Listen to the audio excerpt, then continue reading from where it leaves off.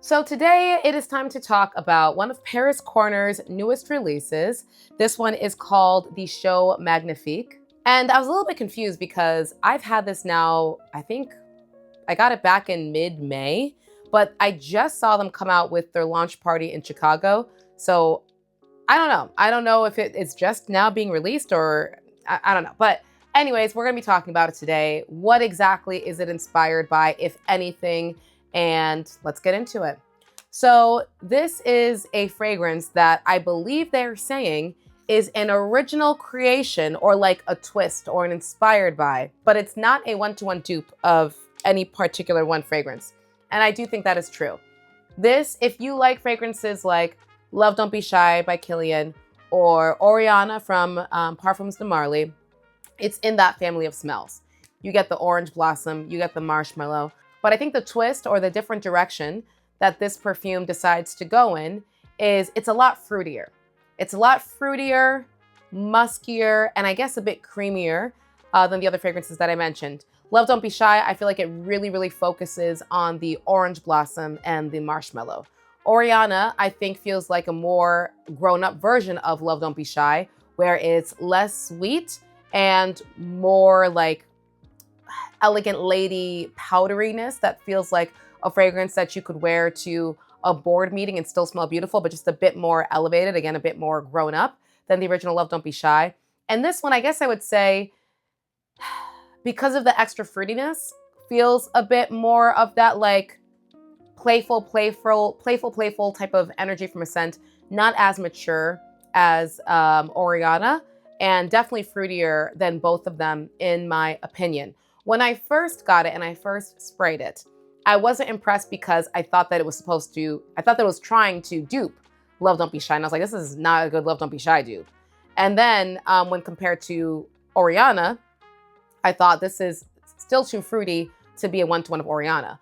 But now that I'm hearing that it's technically not supposed to be either, it's supposed to just be its own fragrance that's inspired by that type of fragrance, but goes in a different direction. Like, okay, I think it's nice if you like fruity, very sweet, almost like candy, Starburst, Jolly Rancher, Jelly Bean type of sweet, combined with marshmallow and some orange blossom, but just a lot more muted than, again, the Love Don't Be Shy or Oriana version.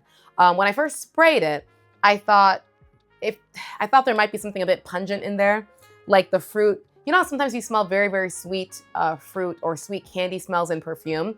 They can sometimes come off a bit, what's the word I'm thinking of? A bit like overripe fruit. You know what I mean? Like a bit like rotten fruit. And so I wasn't really into that initially. But after now having it for a while and just really giving it more chances, as you continue to let the fragrance start to, develop on your skin, I think that pungency goes away. And what you're left with is this very sweet, easy to wear, easy to like, musky, creamy, marshmallow, orange blossom, candy, fruity, flirty type of smell. Easy DNA.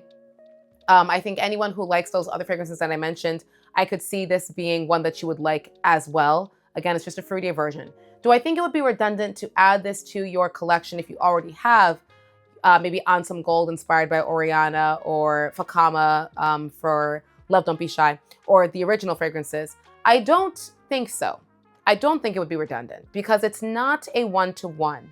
It is a slight twist. I think it really just depends on if you want a fruitier version of those. If you like the idea of a strawberry intensified version of those fragrances that has good staying power and is, coming in at a more affordable price point, then I think you're going to get a different enough experience to where if you were walking past someone wearing this perfume or the other two, I would think that people would be able to pick up that you're wearing something different, that you smell sweeter. But if you don't want a sweeter version of those, then it's not necessary. If I wasn't a content creator who does now like Love Don't Be Shy and Oriana, would I personally need to add this? Probably not, but that's not because I don't think it's different enough. It's simply because I don't really crave a sweeter, fruitier version of those two fragrances. I like the more focus on the marshmallow from Love Don't Be Shy, and Oriana I like less because it, pivots away from the just marshmallow and orange blossom DNA of Love Don't Be Shy. So it wouldn't be my personal taste, but it is different enough from those two, and it is a nice smell, just depending on what you like. The actual bottle is interesting. What I do like about it is that it's literally all metal. Like this doesn't feel like a cheap bottle. So yeah, like you just saw, if you're doing that, it can fall off, which I don't like. There's no like click in there to really keep it sturdy. I don't know if you care about that, but I do. I hate when over time tops are falling off of my bottle very easily. I just think that's annoying. But aside from that, I think the bottle is very cute.